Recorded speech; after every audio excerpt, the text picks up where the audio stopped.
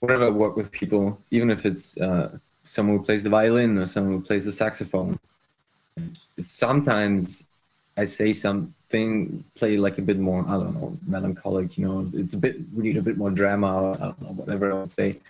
But usually only after the few first takes, because I want them to like explore what initially comes out of them, what initially comes to their mind when they're playing. And same with writing lyrics. It was like, you're completely free. Let's talk about the lyrics, obviously, but like I never told her I want her to write something else in this or that. So she was completely free to go. And I think that's the best way to work with people too. Because they are invested, they really draw from what's in them without any constraints from my side.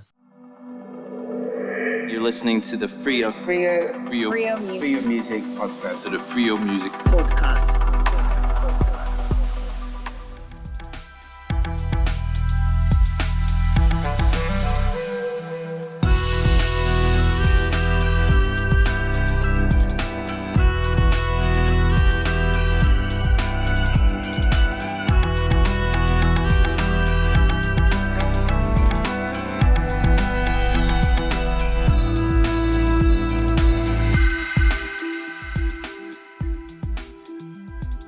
My name is Luca Kleinhenz. I'm from Darmstadt, Germany, and I make down-tempo electronica music under the name of Mookee. Excellent. And Luca, when did you know that music was your path? Probably really early on. So I think I went to this like orientation kind of thing, even before kindergarten. So I think our kids could just play around with instruments. Maybe you sang together. I have no memory of that really, but I know that I went there. And from then on, so apparently I was drawn to percussion instruments. I don't know if that's the story really, but I ended up taking drum lessons at the age of 6. And from then gradually just like proceeded from there. So it felt like I kind of always knew, sort of. It definitely became a thing that I wanted to pursue when I got my first DAW and all that. Yeah. So it became clear to me that like music production is really what I want to do. And so did you have a percussion set or djembe, or would you start out on? The drums directly, a full kit. Pretty much. At least that's my first memory of like taking drum lessons. Nice. So that really stood out to you. And then definitely, once you got your hands on a DAW, roughly how old were you? Like an actual DAW, I think I was around 15, maybe 16. But honestly, when I started learning the guitar, I used what's it called, Guitar Pro, and I kind of use it as my first DAW because every sound had a number, and you were actually able to type in numbers for all instruments. So that's what I did, I think, at the age of like 13. So like compose whole songs in Guitar Pro.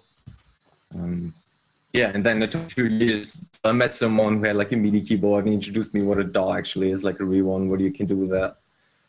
So I got a computer with a DAW, and I think I was like 15 back then.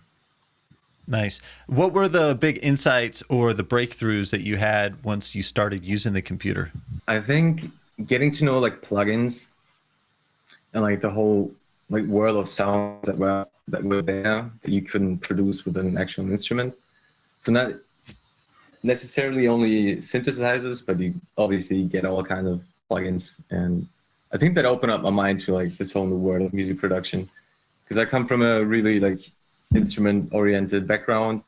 Like I said, I played the drums, I played the guitar, used to play in rock bands, all that kind of stuff. So that's a whole different production workflow and like production style, obviously, as making electronic music. What were the plugins or tools that you gravitated towards, or any shout outs to particular tools that are a go-to when you open up a new project?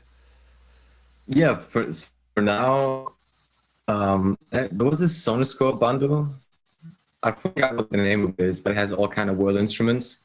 So I have a balalaika, I have a ukulele, you have a canoon, you get like a music box kind of sound.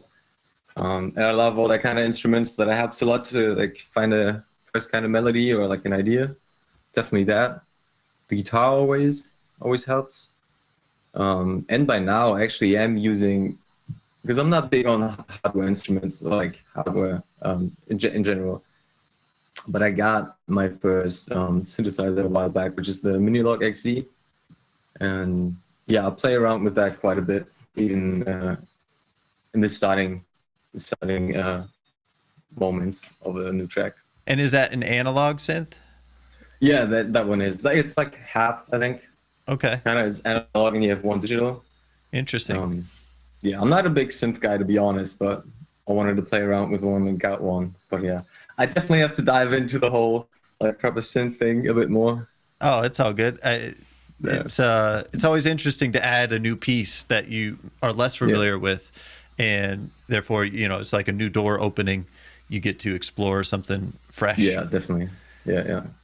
So in the digital realm, you use some like kind of organic sounding instruments that you are selecting in order to match your track to make it all blend together. So what are some of the thought processes that you go through when you are selecting a new layer? Like, do you have some sort of feeling that you go off of, or how do you filter through sounds and select the right one for the track? I think a lot of it is honestly just playing around. Like it's probably not like the most intentional thought that I have before. Like I already know what kind of instrument it has to be. I can play around and change the sounds a little bit and see if something matches. Sometimes, obviously, I don't know, you think you need something metally, kind of more pingy. So maybe you already know you want, I don't know, like the music box plugin I was talking about, to give it like a crisp, kind of shiny layer. But that's not always the case. Like a lot of the times I honestly just play around with the sounds and see what I like. So is it just trial and error, or do you kind of filter your selection by what the mood or the feeling that you're going for? A lot of it honestly is just trial and error. But Okay. I think sometimes you have like a basic element which gives you the feel of the entire track. You already know mostly probably which ones not to use. I think it's more the case. So you deselect a lot of them, and then you kind of have the rest which that might fit and you probably want to use. Yeah, so let's talk about that core of the song that you were referring to. Like once you have that, it makes everything else easier because it rules out a bunch of other possibilities. Right. How do you get that core, and what do you look for when you are creating? Yeah. A lot of it is jamming. Like honestly, just jamming, and even. And are you recording as you're jamming? Not really, which I probably should do more often, because like sometimes you have something good, but it's a few minutes back and you don't really remember it. Yeah. Yeah, like it's the classic thing I should definitely use, but I don't know. Honestly, I forget a lot of the times. Yeah, a lot of it is like modifying a sound. Maybe you have, I don't know, like a picky guitar kind of loop melody. But a lot of the times that's kind of not what I want to go for, like just a classic guitar sound. So I try to modify that one. I chop it up, maybe I reverse a few things to like give it a lot of the times I go for like percussive, melodic, rhythmic main elements.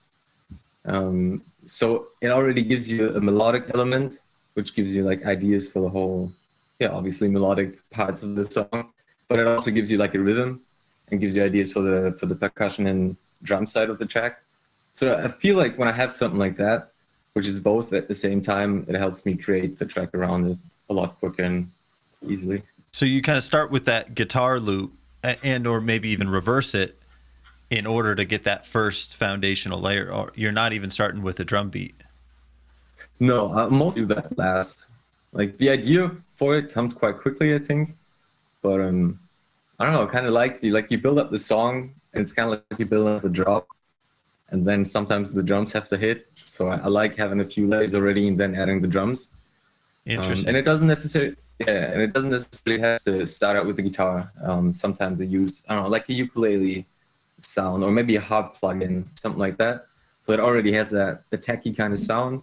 And if you modify that a little bit, you get this melodic plus percussive kind of texture pretty quickly. Yeah, I'd like to transition to some of your tracks, some of the ones from the Yonder album. And so first of all, tell me about that album. Did you have a grand vision for it, or did they just kind of come together as you were creating? I didn't really have a great vision of it, but I definitely had like a I had a sound in mind that I wanted to go for. So I had a few demos, I think, that kind of reflected that sound, and I got like, yeah, I tried to stay in that kind of sound realm.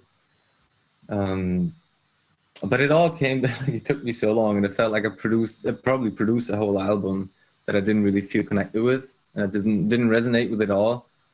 So like I remade every song or just wrote new songs. I think there's one, it's Remainer, that's why it's called Remainer as well. It's only that one song from like this year before where I produced a lot that stayed on the actual album. So yeah, I just came together naturally without like one big great vision of it. There's a few tracks, Kohara.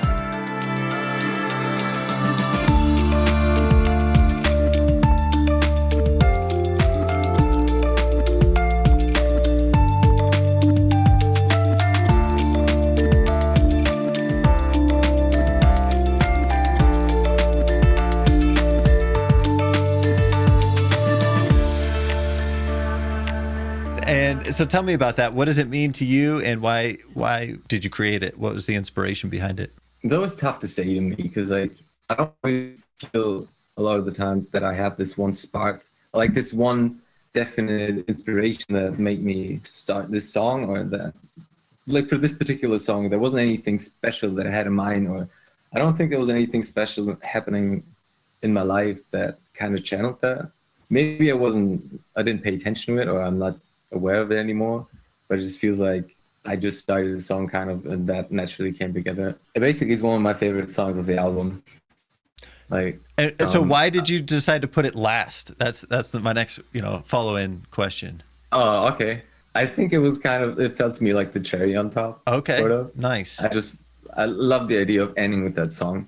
Like, it's pretty long. You have a lot of different textures and everything in it. And it takes this kind of big break until that fat synth part comes in.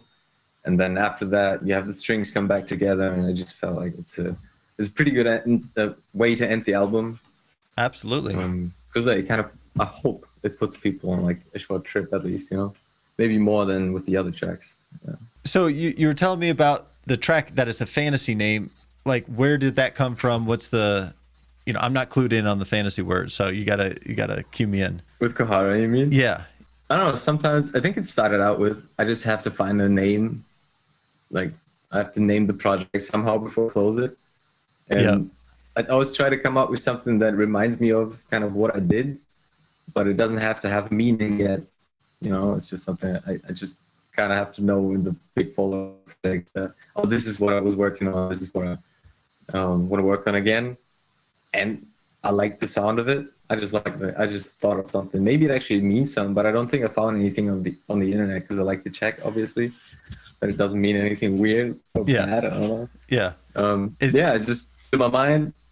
I like the sound of the word, so I stuck to it. Yeah, it's also got like a nice aesthetic to it. Like, it looks nice, it sounds nice. Yeah. And I thought so too. Yeah. Yeah. So that's nice. Let's talk about Mookee, the brand. Like, when did you come up with the name? What was that break? What was that like decision point like for you to maybe leave the world of the playing in a band and start Mookee? Mm-hmm. That only started in 2018, like the Mookee project with the release of my first album, Koru. And before that, I was basically channeling all my musical ideas into like this kind of music.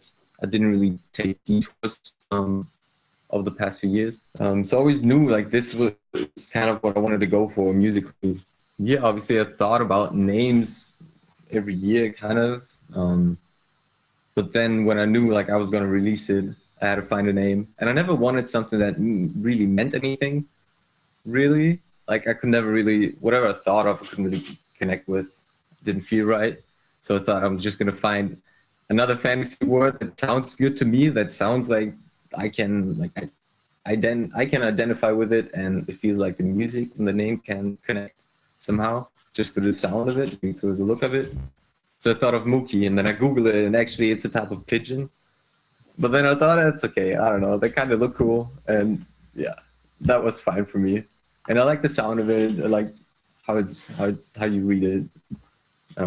So yeah, that's it. Nice. And when you decided to make that leap and branch off, create the name, start from scratch, what were some of the first actions that you took to get things moving? You mentioned Karoo. Did you already have that kind of in the bank, or did you have to go record it? A bit of both, right? So it took me ages, honestly, to like put together a record, like put together this first album. It was only in 2018, so not that long ago. But yeah, I was properly determined to make an album, and like I always wanted to make an album. I don't know, I never wanted to just release a single or an EP. Like still, I think albums for me are just the main goal, kind of like what I like to make. And yeah, just sit down and take the time, like have the discipline to work on it all the time and get it out there. So like, yeah, basically just that, having that mindset, I guess, like a change of mindset to be like, oh, I'm going to do this now. I had a few demos. I knew the sound I was going for, and that was it. That was probably the biggest thing. I just have the right mindset for it, I guess. How did you cultivate that right mindset, and or can you like explain a little bit further the mindset that you had to get into in order to make that leap? I had to set this as a primary goal for me. It's like always tell myself, like, get your ass up, go to the studio, like just work, just do it. You know, just stay on there. It's not gonna write itself, kind of, and stay disciplined and get through the down phases. If you like, whenever I doubted myself, like, is this good enough? Or I don't know, am I going in the right direction? Does anybody want to hear this? Is anyone gonna enjoy this? But then, like, you have moments in the studio where you enjoy your music, you enjoy the whole process of it, the whole process of making it. Yeah, it brings back the motivation of, I don't know, probably, hopefully someone will enjoy it. Always talking to yourself kind of at the same time, and yeah, not let your hopes go down too much. And what do you do to be aware of your thoughts? Like, do you have a meditation practice, or do you have some sort of practice that you realize, okay, my thoughts are getting negative, I'm going to course correct? Not really. I think I just learned over the years to pay attention a bit more, and like especially to myself, like to my mind. I guess like paying attention, I think generally is a pretty important thing. So like whatever goes on around you, but also to yourself. I think the more you do that, the more quickly you're able to react and like refocus your thoughts into like a more healthier direction. Yeah, I guess it's kind of, once you have the awareness, it's kind of like practicing it. You know, whenever you feel it, react right away. In a similar note, on the mental side of things, when you are sitting down at your computer and you're trying to create a song or develop a song that you've already been working on, when things are just not flowing easily and you have to really fight it, what do you do to reset, or like what do you do when creativity is not flowing as easily as you'd like it to? It's two different things. I think the one is to sort of try to push through, like go back into jamming. You know, sometimes I would even just like play kind of like a rock solo on top of it, which I know is never going to get in there. But maybe there's like a short little lick that you might want to use, or keep working on whatever you're working on, your bass line, or I don't know, whatever it is, for hours and hours.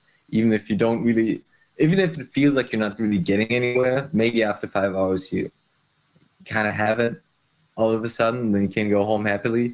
So you got a huge step forward. You thought you didn't have the idea really, but if you play around, like sometimes it might just come to you, sort of. That's one thing.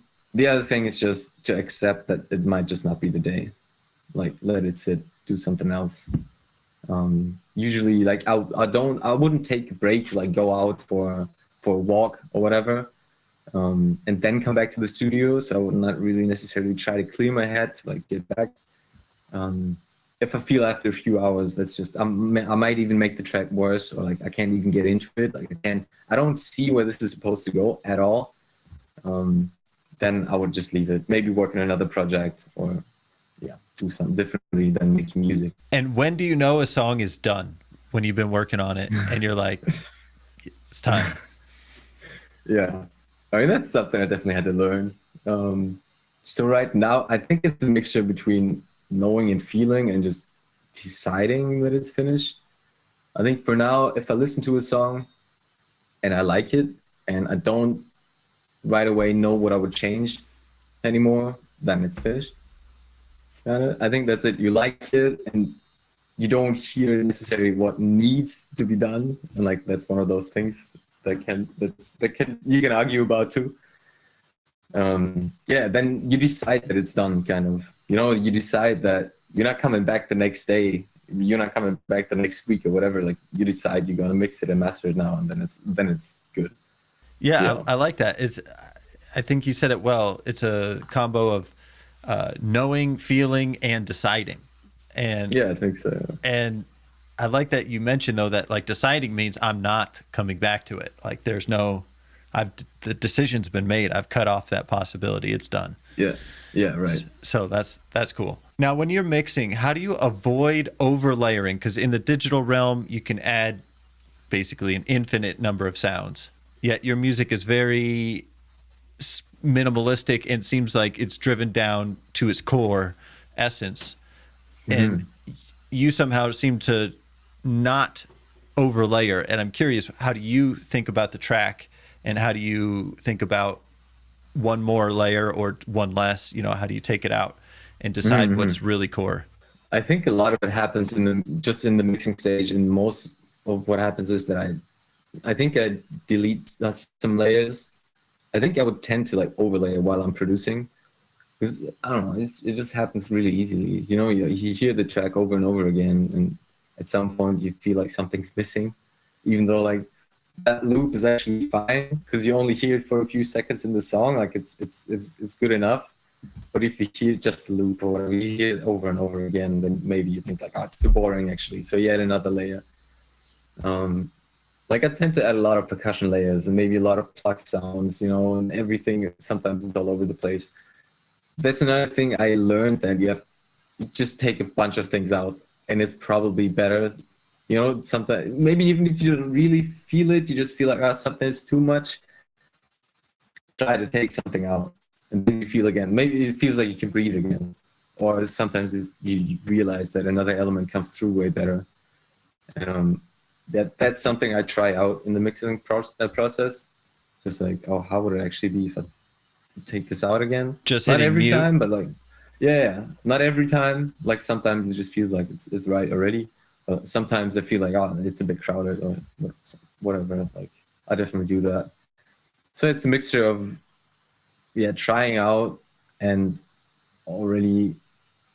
I mean, it feels like you're lucky when you're producing, I don't know, to me anyways, and you already know like this is the perfect amount of layers, and like I can move forward, and this is just good as it is. Yeah. Like I don't have that a lot, I guess. I wonder though, when you're creating and subtracting, how do you know that you're not subtracting like the root element of the song? Like, is there one melody that kind of is the underlayer or the core that you base off the rest of the song off of? Like, how do you make sure that you don't remove kind of the heart of the song or the soul of the song when you're subtracting? Because I think it becomes quite clear to me what is that kind of core. So it's kind of out of the question, sort of. But it's an interesting question for me too, though, because I don't feel that I always have that melodic lead element in my music. Like it's a mixture between like, I don't know, a bunch of little melodies. It's like sometimes it isn't too easy to see, I guess, which is the core element. But most of the time you get this kind of feeling, like you get the feeling of what gives you the drive, kind of, what you stick to, what you kind of need in the song, that it keeps your attention. I guess based on a feeling mostly. So another song, you'd like to use these difficult words for me. Hirath? How do I say that? I'm guessing Hirath, yeah. Hirath.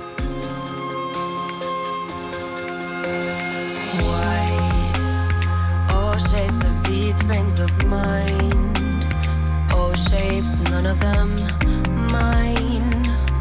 One step at a time.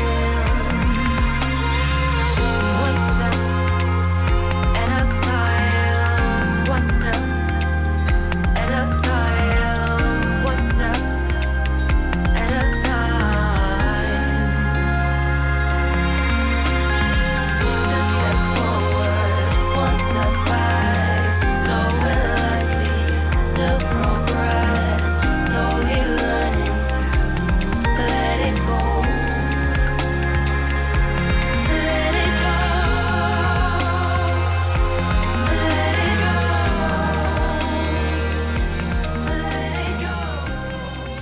Tell me about that song. What was it inspired by? What was the feeling while you were creating that? So it started out as just this piano piece. I always thought I actually want to leave it that way, but I'm not a pianist. Like I can play a little bit just from producing over the years. But I thought about getting someone to play it. But then thinking about the whole album, it didn't feel like it would fit in there as well as if I produced it more like an electronic kind of song. So then, I decided I would go for that and start producing it. Also in a structure that somebody could sing on. So it doesn't really have, like it has a verse and then it has a chorus and all that. So I had that in mind, that I wanted someone to sing on it already. It always had this special feeling to me. I don't know, like the piano melody kind of calmed me down in the way that I'm not used to that my own music kind of calms me down in that kind of way. So that felt special for me from the beginning. Yeah, so I asked my friend who ended up singing on it if she was interested and if it's moving her, kind of. I definitely need to know that, because I don't want someone just to write some lyrics just because like I want lyrics on it. Like I want the people to actually feel it so they can get into it and like write something personal too. And I didn't give her a topic. I didn't even say too much about the song. I was just asking her if she's interested, and just wanted her to like listen to herself and what's going on in her life right now. Yeah, and draw inspiration from that. And I think it all fits perfectly. It's like Hireth it's a Welsh word, and there's no literal translation, or there's not this one word that describes the actual meaning of it. So it's mostly described as a kind of homesickness, a kind of nostalgia brought together for like a home that doesn't exist anymore, or like a home you can't go back to anymore, which might be an actual physical home, but it might also be like a time of your life that you're thinking back to, Yeah, and that's basically what the song is about. So she gave me the lyrics and told me about what was going on. So it was basically, not being able to let go of a person, like this, what they had was already over and they were moving on, but it was hard for her to actually let it go. And she was still holding on to this kind of feeling, lingering, and like feeling of memory of a time and hoping it would come back and all. And we were looking for a name for the song that kind of captured that essence of the track, but it wasn't part of the lyrics. And then I found that word, and I just thought it fit perfectly. So we decided to go for that. That's awesome. And do you speak Welsh? Oh, not at all. No. Yeah, that's great though that you're. No, like I hope it's okay to use that word. And I don't know, people react, but yeah. Yeah, maybe somebody leave a comment. I certainly don't know, but I like that you kind of have a tendency to look beyond the words that you already know, and look for something that conveys the meaning, or even something that's like kind of blank slate, tabula rasa, like something that it has no connotation behind it.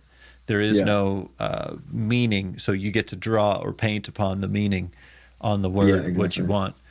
That's kind of a cool tendency. I'm noticing that you're using those kind of cool phrases and languages to convey that. Going back though to your song itself, when you were producing that song, did you also have a similar feeling? Were you letting go of something? Were you looking backwards and with nostalgia or homesickness? Or did that just come about through her lyrics? It basically, to me, it felt like she described something that I was feeling, but I wasn't aware of it in that sense. But I just thought it fit perfectly, and it was kind of like, you're describing what I feel. Like, it's the same, what you're talking about is the same feeling I have listening to the music, but I didn't have like a scenario at the time that led to the same feelings. It was basically just through the music, and I thought she connected it perfectly. So I mean, that was cool for me too, to be like, oh, you just elevated that whole thing to another level for me. Like, I didn't even know that you kind of described it. That was perfect. Yeah. Nice. And you were fine with her shaping it as well. Like, you weren't latched on to an idea of how it had to be, and the meaning that had to be behind it, but she kind of was inspired by it and you embraced that, sounds like. Totally. Yeah, absolutely. I like to give, whenever I work with people, even if it's someone who plays the violin or someone who plays the saxophone, sometimes I say something, play like a bit more, I don't know, melancholic, it's we need a bit more drama, I don't know, whatever I would say. But usually only after the few first takes, because I want them to like explore what initially comes out of them, what initially comes to their mind when they're playing. And same with writing lyrics. It was like, you're completely free. Let's talk about the lyrics, obviously, but like I never told her I want her to write something else in this or that. So she was completely free to go. And I think that's the best way to work with people too. Because they are invested, they really draw from what's in them without any constraints from my side. When you're creating songs and sending it out for remixes and various other ones, like Enzo as an example,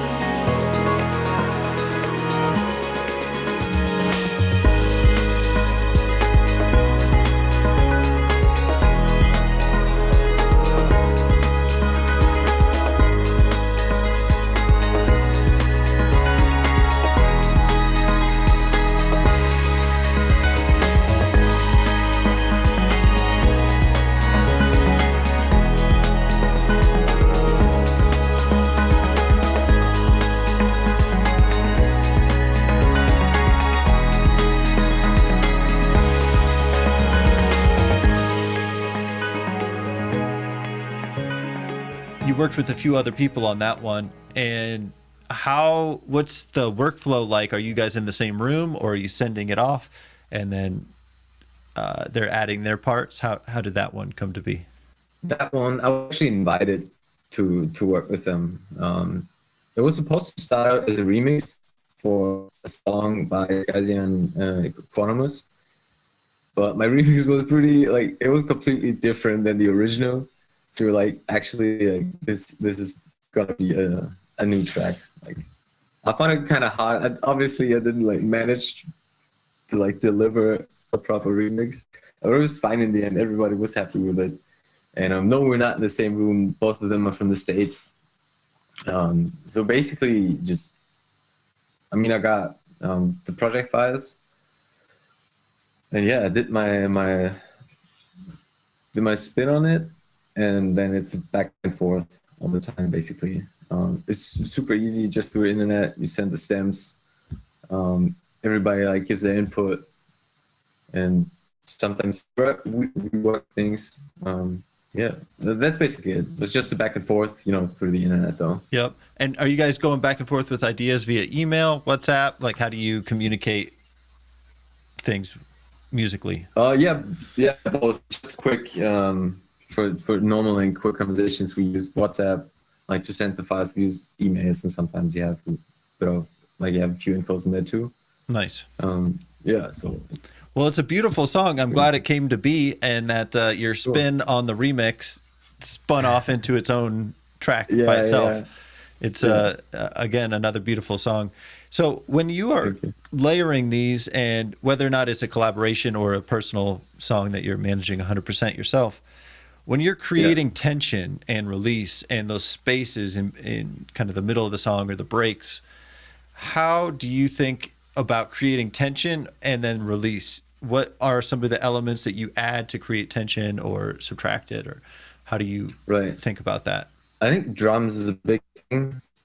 Maybe it's because I'm a drummer, and I think a lot of in percussion in drums, I guess.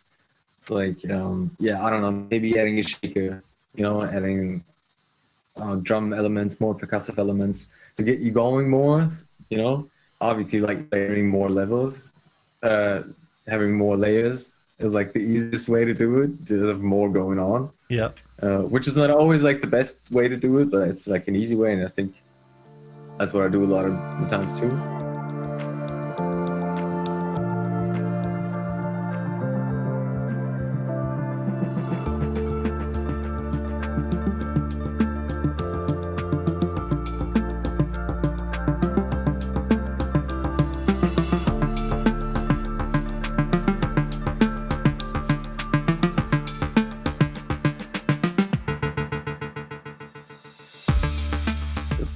bring a lot of it in. I think that's basically it. It's like super simple, you know. And then when it drops out, you could just obviously subtract those elements as well. But what do you think about as maybe a typical mix that you're creating? When you drop out, what do you drop into? Or like, what do you keep in order to keep things moving? Okay. I think what I do a lot of the times is I keep a bit of the hi-hat in the initial break. So like it doesn't drop completely. Yeah, that keeps you going. And then I take that out. And you have just a bit of atmospheric, textural things left. And mostly, like, I like to play around with like the panning and stuff like that. So just have little elements sort of flying by. So yeah, you just have a more like a textural vibey kind of part, and then bring back one of the main elements, like something that leads up to the next part. Bring the drums back in. Then I like to start bringing them back in the way I kind of let them play out. You know, mostly some of the hi-hats, bring the snare back and all that, and then go back to whatever's next.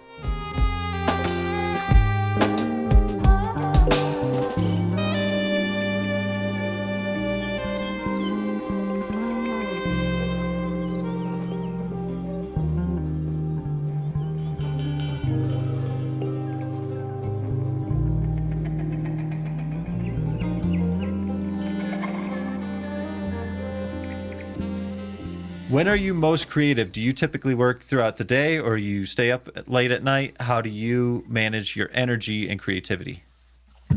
Right. So that shifted throughout the years for sure. I used to be like a night owl, like work during the night a lot.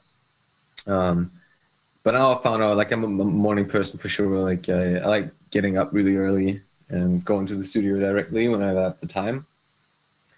But still, it varies like a lot. It still feels super random. Sometimes you don't feel like you have the creativity today, but then you go to the studio anyway, and actually it works really well. But throughout the day and the mornings, definitely like my time, I think.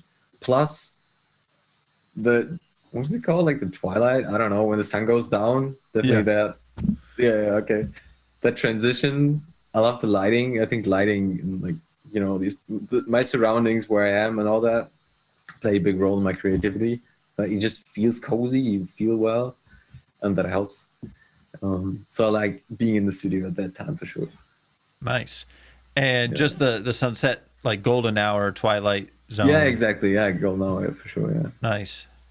Yeah. That's great. Now, outside of music, what are you into? Do you get outside? Are you an active person?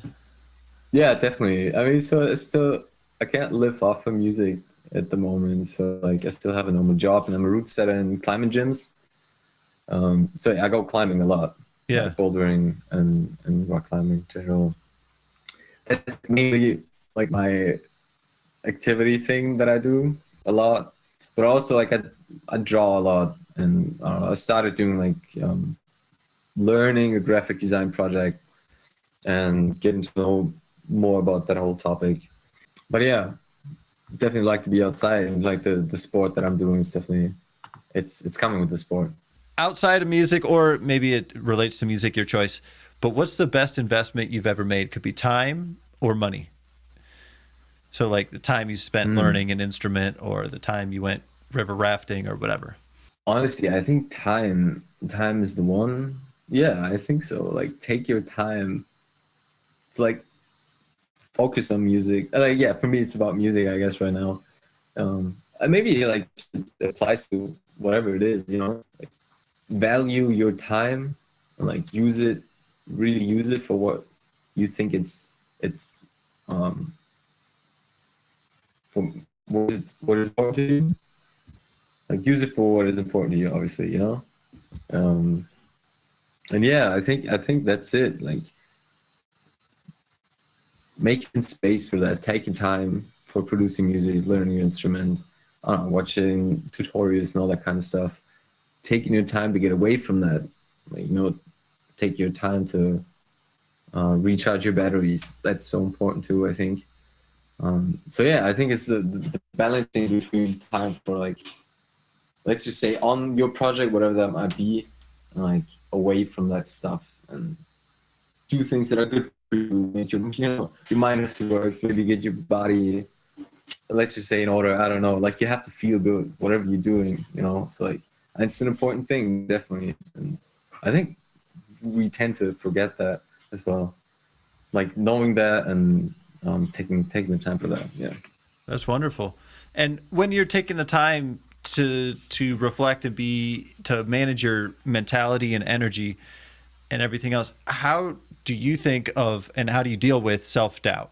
The thing that helps with self-doubt is the thing that's difficult to do when you doubt yourself, is like to get yourself out there and make sure what you do, kind of, because you might get nice feedback. You might, some people might message you like, oh, this is awesome, I really like your music and I enjoy it, and I don't know, maybe I listened to whatever, I don't know, I went hiking, I had a really nice conversation, it was in the background, all that kind of stuff that, I don't know, it fuels you, it gives you motivation, and you feel like there are people outside that enjoy what you're doing, so you can share that with them.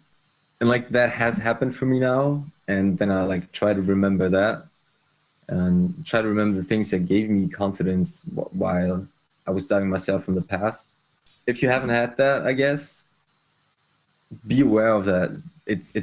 I think it's completely normal that you doubt yourself, but don't get discouraged. Don't stop because of it. Like, it's normal, like doubt yourself, that's fine. It's probably to a certain degree is healthy, I guess, but keep going.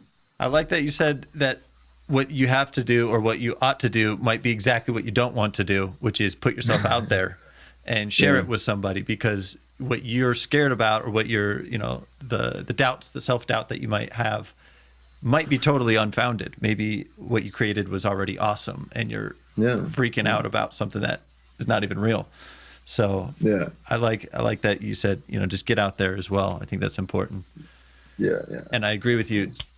A lot of people have self-doubt. I'd be, curious too to even hear Elon talk about it, or somebody crazy who you think has no doubt, but clearly he does. Yeah, I mean, if someone told me they had no self-doubt, I'd be like, wow, something's up. This feels something's fishy. I guess.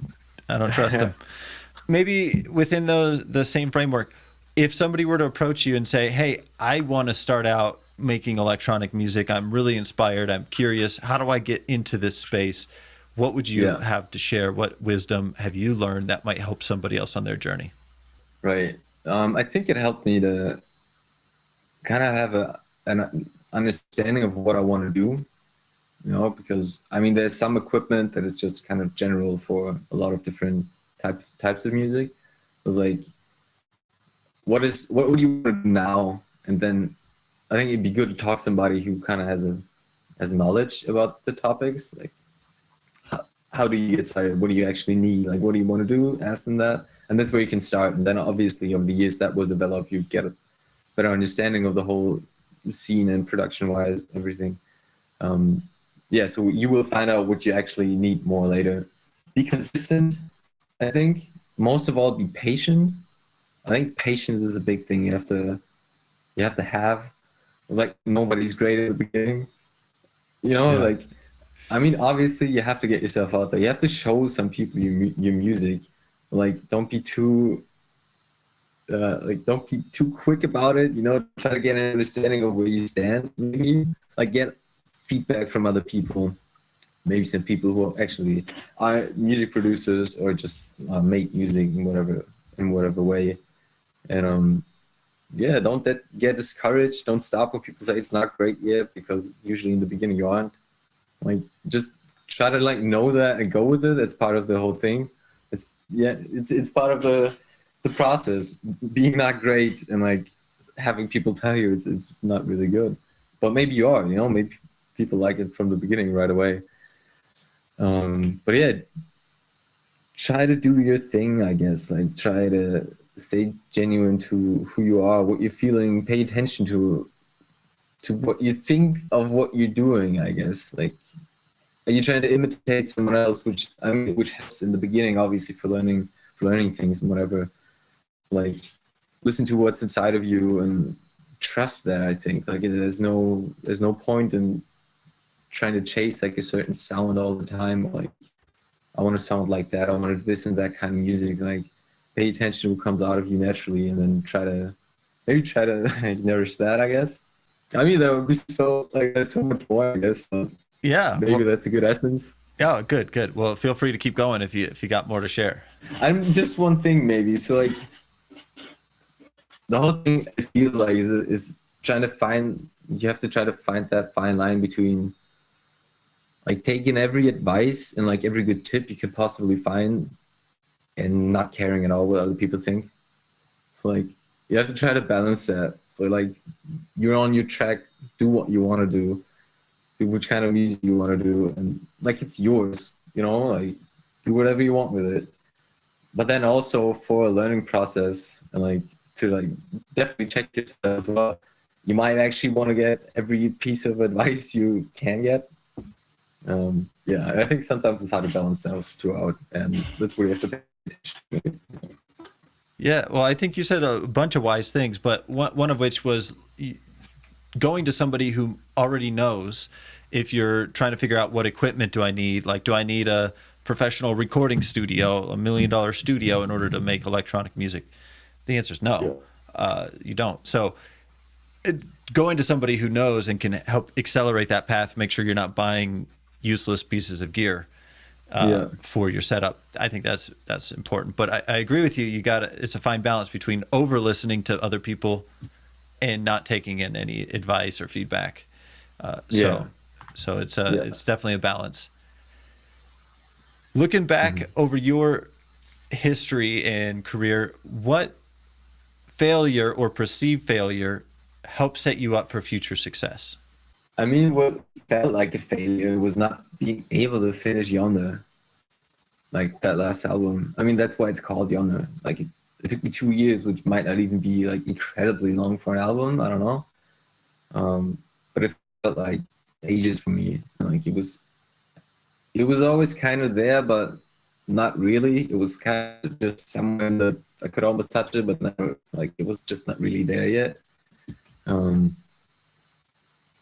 like going through, it felt like life crisis every other day, because I didn't get play. I don't know. I couldn't move on with the projects. I didn't finish the songs. I wasn't happy with them. Blah blah blah.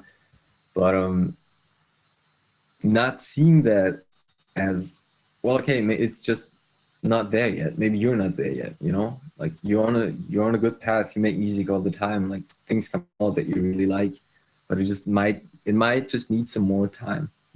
You might have to develop, I don't know, in whichever way. So like, yeah, having that, let's just call it a hard time, like producing that album actually helped me to create a mindset, of like more of positivity, like seeing the positive in the kind of bad, hard, tough situations. How do I start my sentence? Yeah, so I got a different mindset through that for finally finishing Yonder and like, getting it up there. So that actually helped. Yeah. Nice. That was a great example. I'm glad you got it out there. And in the end, whether or not it was released 2021, 2020, I don't know if it makes a grand difference. But I understand internally it was eating at you because you wanted to touch it, you wanted to feel it, you wanted to complete it, and it's so hard to force art, and especially on a time frame. So, definitely. But you got there. So the takeaway is it's all about the mentality: push through, give it time, give it space, be patient. Yeah. You really have to accept that that's just part of making music. Like to different degrees for everyone, but like that is what it is, and if you chose that thing for you, it's not always like just easy and you have magical moments in the studio all the time. Like it's weeks and months and maybe even years of doubting yourself and all. Luca, thank you so much for your time today. I've really enjoyed you sharing everything. I want to make sure that we cover all and get all your links for anybody who might not know where to find you and where the best places are to connect with you. Right. So first of all, it's Mookee Mookee. You can check it out, Spotify. So you can find me on Bandcamp. If you would like to support my music, go there. It's just Mookee, you find me there. And for everything else, you can find me on Instagram. That's the only other social media platform I use. If you want to get in contact with me, chat about anything, if you want to do a collab, whatever it is, reach out to me. It's Mookee Music, just one word. And yeah, that's where you find me on Instagram. Luca, thank you so much for your time. I really appreciate your music, you putting yourself out there as an artist and sharing, kind of being an open book with us today and sharing behind the curtain some of the strategies and tips and tricks that you use. I know that a lot of people will find it helpful. So thank you for your music, art, and your time today. Thanks a lot, man. Thanks for inviting me. Had a great time.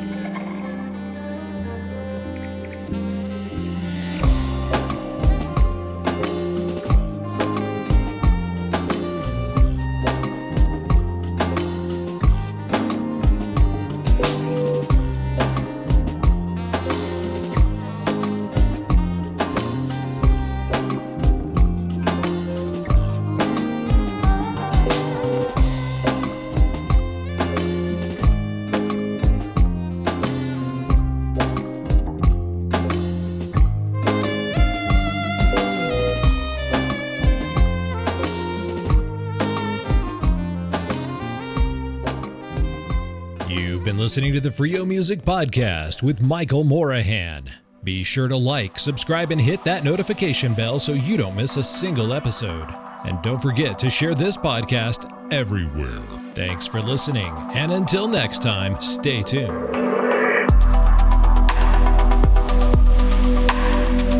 Freio Music, Freio Music, Freio Music, Freio Music. You are listening to Freio Music.